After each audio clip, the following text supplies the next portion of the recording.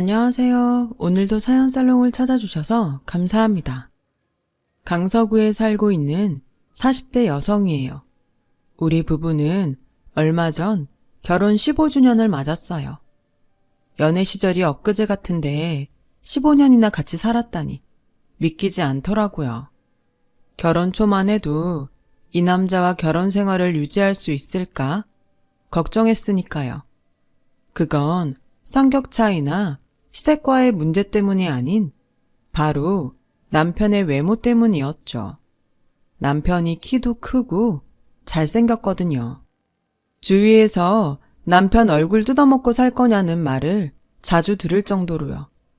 솔직히 남편과 결혼을 결심한 건 잘생긴 얼굴 때문은 아닌데 말이죠.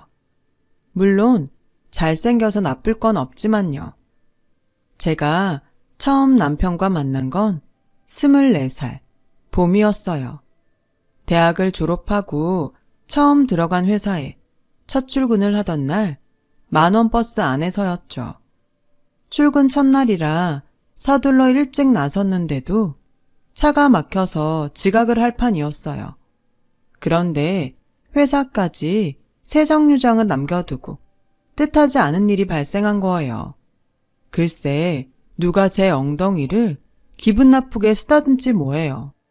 처음 당하는 일이라 어떻게 반응을 해야 할지 모르겠더라고요. 불쾌하고 창피하기도 하고 심장이 쿵쾅쿵쾅 뛰어서 아무 소리도 못 내고 있었어요.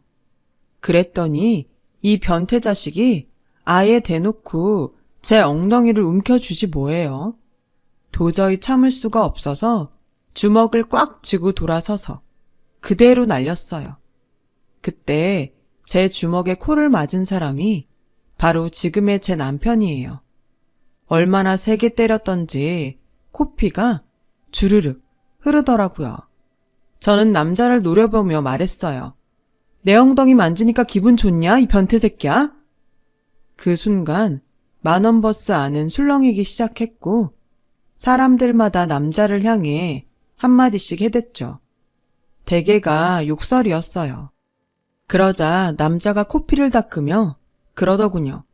저 아니거든요? 정말 아니에요. 정말 억울하다고요. 억울해? 내 뒤에 서 있는 사람이 너밖에 더 있어? 어디서 뻔뻔하게 거짓말이야. 너 같은 놈은 평생 깜빵에서 콩밥이나 먹고 살아야 돼. 저를 비롯해 10,000원 버스 안의 승객들은 그 남자를 향해 경멸에 가까운 눈빛을 보냈어요. 그때였어요. 기사님이 큰 소리로 그러시는 거예요. 어떻게 경찰서에 세워줘요 말아요? 그런데 사람 마음이 참 간사하더라고요. 마음 같아선 당장 변태 자식을 경찰서로 끌고 가고 싶었지만 그랬다가는 출근 첫날부터 지각을 할 게 뻔해서 고민이 되더라고요. 그래서 결국 경찰서로 가는 건 포기하고 말았어요. 너 운 좋은 줄 알아? 첫 출근 날이라 그냥 보내주는 거니까 앞으로 내 눈에 띄면 죽을 줄 알아? 저는 남자를 노려보며 소리쳤어요. 살벌한 욕설을 섞어서요. 남자는 고스란히 그 욕을 듣고 있었죠. 그렇게 버스가 회사 앞에서 정차를 했고 저는 내리자마자 달리기 시작했어요. 근데 한참을 달리다 보니 글쎄 남자가 저를 쫓아 달려오고 있지 뭐예요. 순간 겁도 나고 이놈이 미쳤나 싶었어요. 설마 사람들 앞에서 망신 줬다고 복수하려는 거 아니야? 생각이 거기까지 이르자 경찰서에 가서 신고할 걸 그랬다는 후회가 밀려왔어요. 하지만 이미 버스는 떠난 후였고 일단은 회사 건물까지 죽기 살기로 뛰어야겠다는 생각뿐이었죠. 그렇게 달려서 회사에 도착하자마자 저는 숨을 헐떡거리며 소리쳤어요. 치안! 여기 치안이 있어요! 그 소리에 경비 아저씨가 달려왔어요. 저는 경비 아저씨 등 뒤에 숨으며 아저씨, 저 사람 성추행범이에요. 버스에서부터 저를 쫓아왔다고요. 경비 아저씨는 제 말을 듣곤 남자를 막아섰어요. 그러자 남자가 한숨을 푹 쉬더니 뭔가를 내밀더군요. 그건 다름 아닌 사원증이었죠. 영업부 직원입니다. 저 성추행범 아니에요. 저 여자가 오해하는 거라고요. 그 말에 경비 아저씨는 제게 되물었어요. 어떻게 된 거예요? 정말 성추행범 맞아요? 그러니까 저 사람이 분명 제 엉덩이를... 순간 출근을 하던 직원들의 시선은 온통 제게 쏠렸고 그 바람에 긴장한 저는 말도 제대로 나오지 않았어요. 그러자 남자는 정색을 하며 그러더군요. 100번 양보해서 성추행을 당했다 쳐요. 하지만 내가 그런 게 아니라고요. 좋아요. 내가 반드시 그놈 잡을 테니까 그때 가서 딴소리하지 마세요. 그 순간 너무도 단호한 남자의 눈빛에 저는 압도됐고 정말 아닌가 하는 의구심마저 들더군요. 그래서 일단 얼마간의 말미를 주기로 하고는 그날 일을 마무리 지었어요. 그렇게 시끌벅적한 첫 출근을 시작으로 저의 첫 직장 생활은 시작됐어요. 하지만 집에서 회사까지 오가는 교통편은 그 버스 노선 하나뿐이었기에 다음 날도 저는 그 버스를 타야만 했어요. 한편으론 한번 그런 일이 있었는데 또 다시 당하랴 하는 안일한 마음도 있었죠. 그렇게 얼마간의 시간이 지나도록 저는 더 이상 버스에서 아무 일도 당하지 않았어요. 그래서 마음을 놓고 있던 어느 날 또다시 일이 터진 거예요. 그날도 어김없이 10,000원 버스에 실려 회사로 향하고 있었죠. 버스의 움직임에 따라 사람들이 떠밀리던 찰나 제 가슴 쪽으로 뭔가 닿는 느낌이 들었어요. 겁에 질려 비명도 지르지 못한 채 온몸이 굳어버렸죠. 그때였어요. 잡았다 이놈. 제 등 뒤에서 그 남자 목소리가 들리지 뭐예요. 돌아보니 지난번 남자가 누군가의 손을 잡고는 죽일 듯 노려보고 있더라고요. 남자에게 손목이 잡힌 사람은 다름 아닌 중년 아저씨였어요. 그 아저씨는 귀까지 빨개져서는 고개를 숙이고 있었죠. 정아름씨, 이놈이에요. 지난번 아름씨 엉덩이를 만진 놈도 오늘 아름씨 가슴을 만진 놈도 바로 이놈이라고요. 너희 새끼 어디 할 짓이 없어서 여자 몸을 더듬어? 기사님, 근처 경찰서 앞에 세워주세요. 남자는 마치 영웅이라도 된 것처럼 의기양양하게 소리쳤어요. 그렇게 우리 세 사람은 버스에서 내려 경찰서로 향했어요. 중년 아저씨는 경찰서로 가는 내내 한 번만 봐달라고 사정을 하더군요. 이 사실이 알려지면 자긴 직장도 잃고 그렇게 되면 자식들 대학은 어떻게 보내냐면서요. 그러자 남자가 아저씨 멱살을 쥐었어요. 당신 자식 대학 보낼 걱정은 되고 남의 귀한 딸이 평생 트라우마 안고 살게 되는 건 걱정 안 돼? 네 새끼만 중요하고 남의 집 자식들은 어떻게 되든 상관없냐고. 개소리 집어치우고 잘 들어. 네가 회사에서 잘리든 이혼을 당하든 선처는 없어. 네가 그동안 상처 준 여자들 생각하면서 네 죗값 제대로 받아. 저보다도 오히려 더 화를 내는 남자를 보자 나도 모르게 안심이 됐어요. 처음엔 저한테 오해를 받은 게 억울해 적극적으로 나오나 했는데 경찰서에서 조서를 꾸미는 동안에도 온전히 제 보호자 역할을 해주는 걸 보면서 억울함이 아닌 마음이 따뜻한 사람이라 그랬다는 걸 알 수 있었어요. 2번이나 같은 버스에서 성추행을 당한 터라 많이 위축되고 겁이 났는데 이 남자 덕분에 안심이 되더라고요. 그래서 더 미안했고요. 경찰서에 들르느라 이미 출근 시간도 많이 지나버려서 우린 영락없이 지각을 하게 되었어요. 미안해서 어쩔 줄 모르겠더라고요. 죄송해요. 제가 오해하는 바람에 괜히 누명만 쓰시고. 그리고 오늘 일은 정말 고맙습니다. 옆에 안 계셨으면 하마터면 오늘도 못 잡을 뻔했어요. 게다가 저 때문에 지각까지 하시고. 오해야 풀었으니 됐고 무엇보다 범인을 잡았으니 앞으론 마음 편히 버스 타세요. 그동안 마음고생 많았을 텐데. 그런데 그 다음 말이 더 감동이었어요. 그리고 앞으로는 출근길 버스 안에선 성추행 걱정은 안 해도 돼요. 내가 두 눈 크게 뜨고 지켜보고 있을 테니까요. 약속대로 남자는 출근길 버스 안에서 늘 제 곁을 지켜주었어요. 그렇게 몇 달이 지나자 우린 퇴근도 같이 하게 되었고 종종 퇴근 후에 영화를 보거나 맥주도 한잔하면서 많은 시간을 함께 보내게 되었어요. 소위 말하는 썸을 탄 거죠. 그런데 이 남자랑 같이 다니다 보니 저를 보는 여자들의 시샘어린 눈빛이 느껴지지 뭐예요. 난생 처음 받아보는 시선이라 왠지 내가 뭐라도 된 것처럼 으쓱하더라고요. 그래서 내심 이런 남자랑 사귀면 얼마나 좋을까 하는 생각을 하곤 했어요. 하지만 그런 생각을 입 밖으로 내뱉지는 못했어요.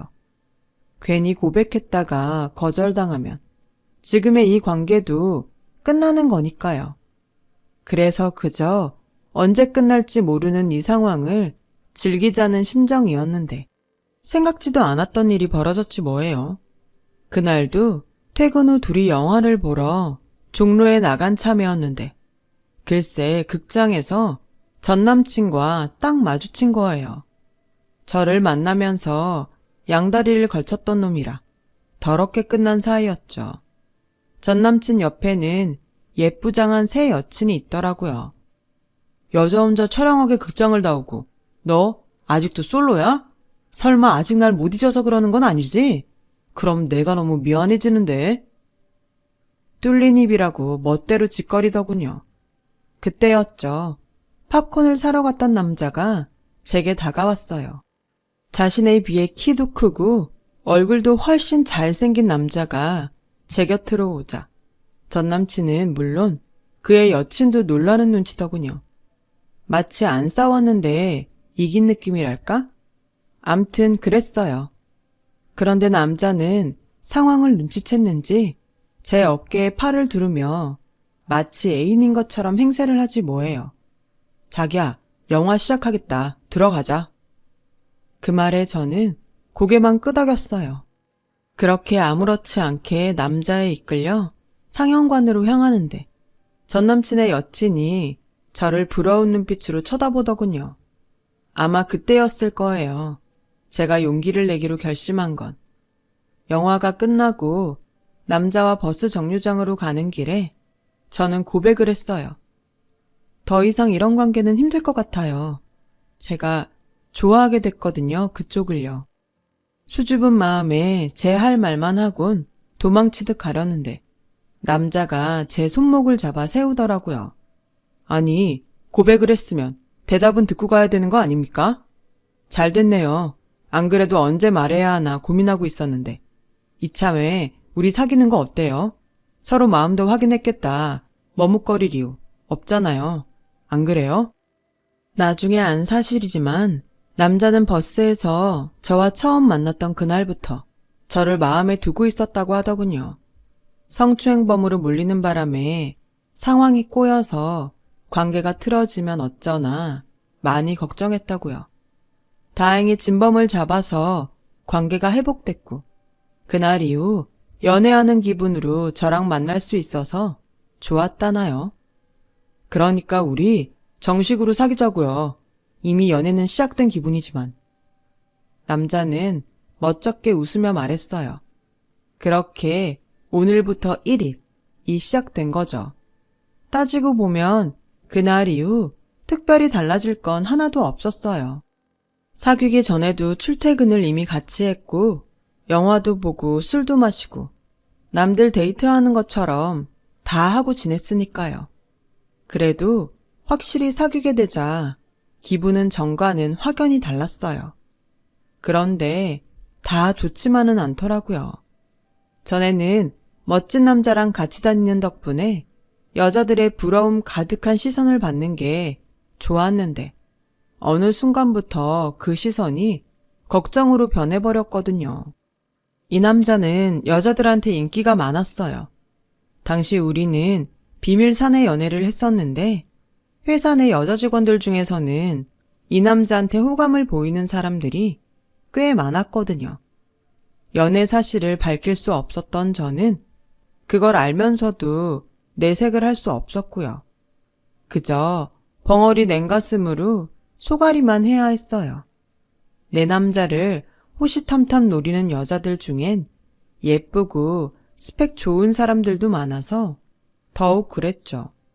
그래서 정작 청혼을 받았을 때도 기쁜 마음 한편에 정말 내가 이 남자랑 결혼을 해도 좋을까 하는 고민을 했어요. 결혼하고도 주변 여자들에 대해 늘 긴장을 해야 할 것 같았고 그런 마음으로 결혼 생활을 하는 게 불행할 것만 같아서요. 그렇다고 제 남편이 다른 여자들한테 한눈을 팔거나 하는 타입은 아니에요. 그저 제 노파심이 문제였을 뿐이죠. 하지만 이런 제 걱정은 시부모님을 만나고 나서 사그라들기 시작했어요.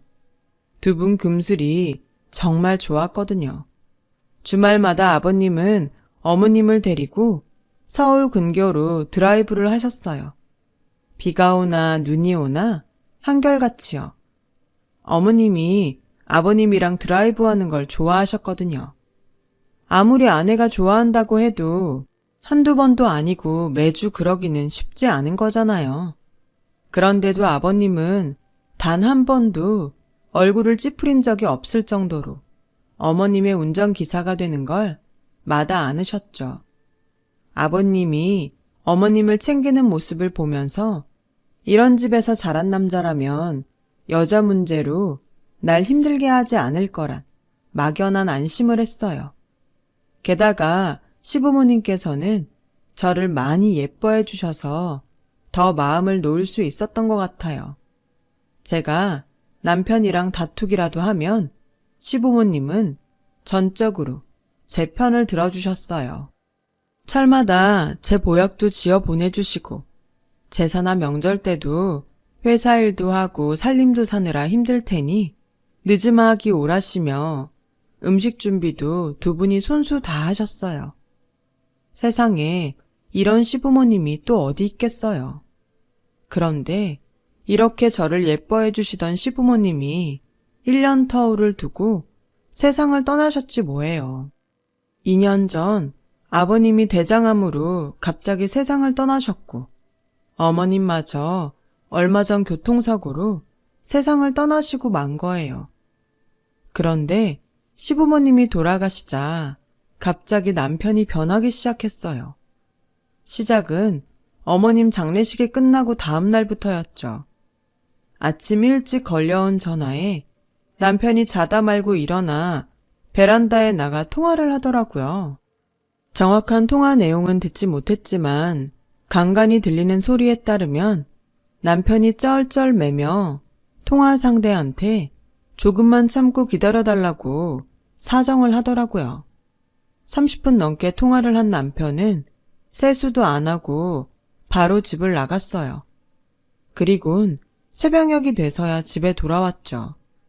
무슨 일이 있었냐고 물어도 남편은 별일 아니라며 입을 다물었어요.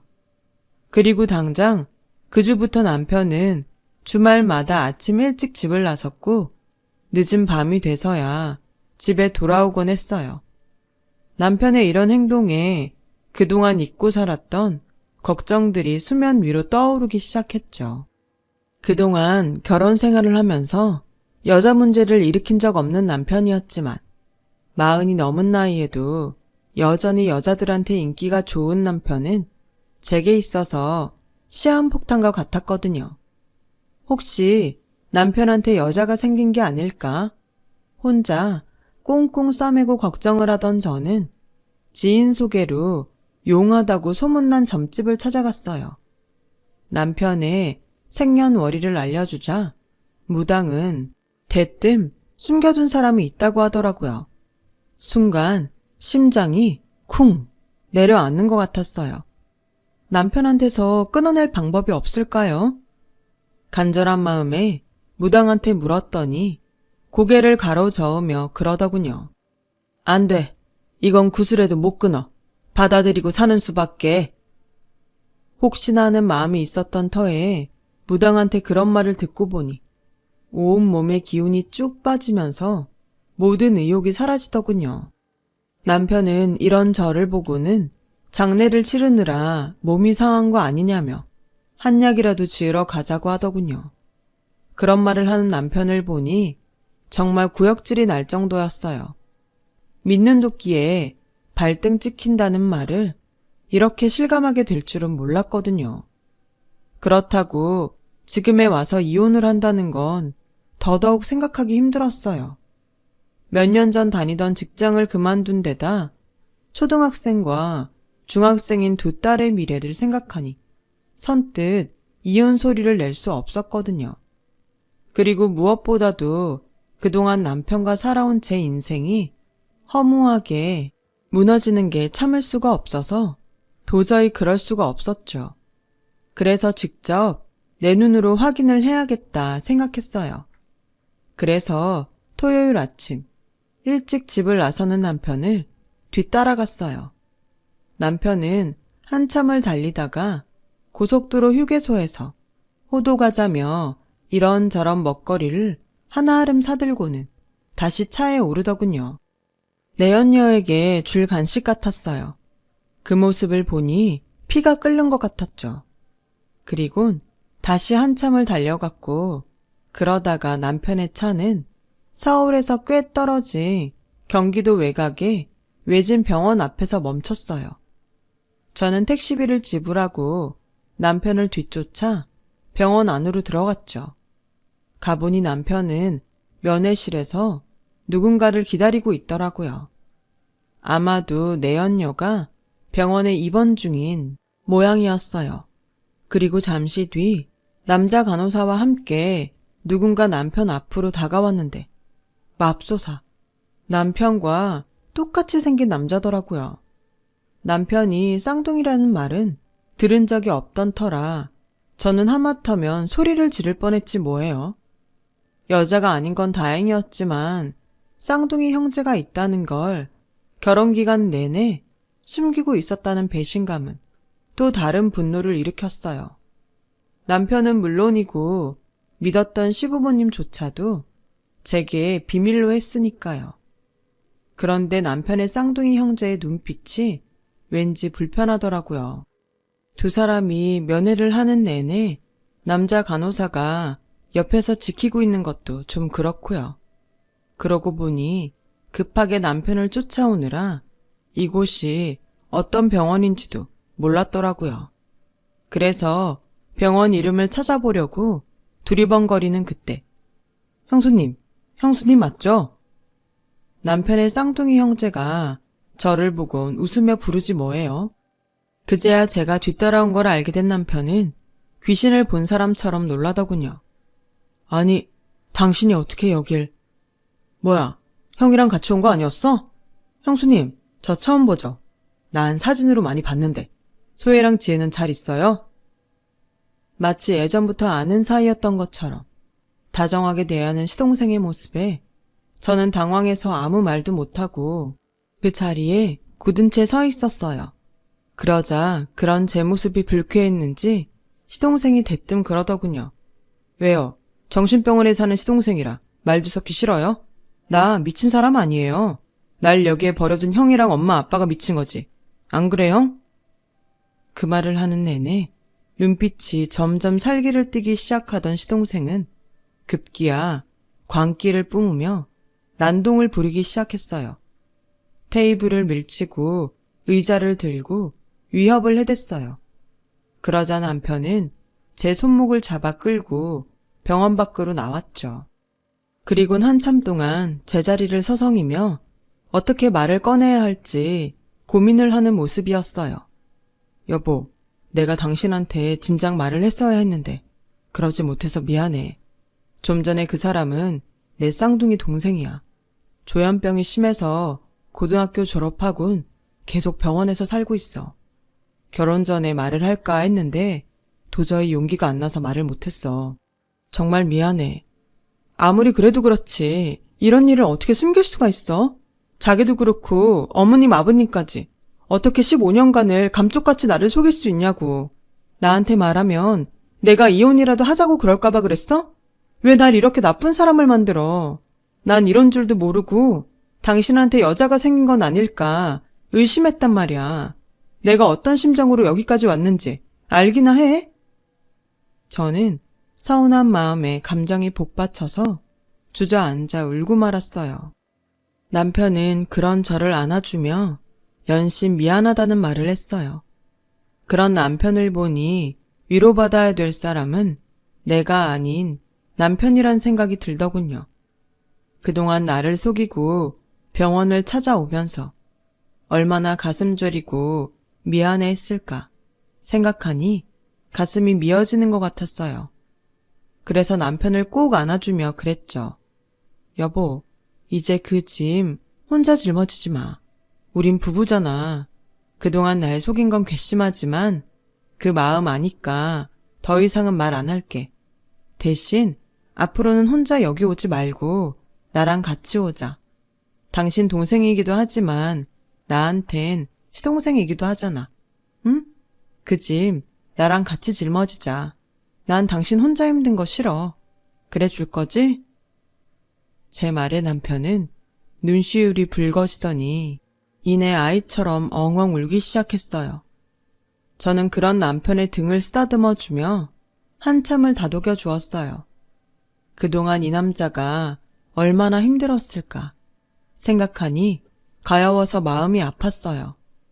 집으로 가는 길에 차 안에서 남편한테 물어보니 그동안은 시부모님께서 주말마다 면회를 다니셨다고 하더군요. 시부모님의 주말 드라이브는 병원에 있는 작은 아들 면회를 위한 거였죠.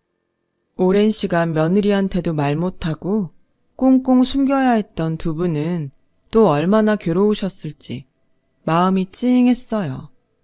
그건 부모님이 두 분 다 돌아가신 이후로 동생의 면회를 맡아야 했던 남편도 마찬가지였어요. 이런 남자를 무당 말만 듣고 바람남 남편으로 오해를 했다니 창피하더군요. 그래도 무당 말이 다 틀린 건 아니었죠. 남편과 절대로 끊을 수 없는 사이란 건 맞았으니까요. 결국 용하다는 무당 말은 반은 맞고 반은 틀린 셈이에요. 그렇게 남편의 외도 추격전은 엉뚱하게 끝이 났고 그 후로 우리 부부는 시부모님이 그러셨던 것처럼 주말마다 드라이브를 나섰어요. 이런 우리 부부를 보고 중학생 큰 딸은 이러다가 늦둥이 막내 동생을 보는 거 아니냐며 놀려대더군요. 남편과 저는 그런 딸들의 우스갯소리를 들으며 여전히 주말 외출을 하고 있어요. 생각 같아선 두 딸들한테 삼촌의 존재를 알리고 싶긴 하지만 시동생 상태가 심각해서 그러긴 힘들 것 같아요. 나중에 두 딸이 이 사실을 알게 된다 해도 제가 그랬던 것처럼 딸들도 이해해 줄 거라고 믿어요. 아픈 둘째 아들 때문에 평생 마음에 빚을 지고 사셨던 시부모님과 가족들에게도 말 못하고 부모의 짐을 떠안아야 했던 제 남편을 생각하면 여전히 마음 한편이 아려와요. 그래서 앞으로도 묵묵히 가족과 동생을 지켜내고 있는 듬직한 내 남편을 누구보다 아끼고 사랑해줄 생각입니다. 아내의 이름으로 말이죠. 긴 사연을 들어주셔서 감사드려요. 소중한 가족과 행복한 하루 되시길 바랍니다. 여러분, 사연 댓글에 응원과 현명한 조언 부탁드려요. 좋아요와 구독은 저에게 큰 힘이 됩니다. 오늘도 좋은 일 가득하세요.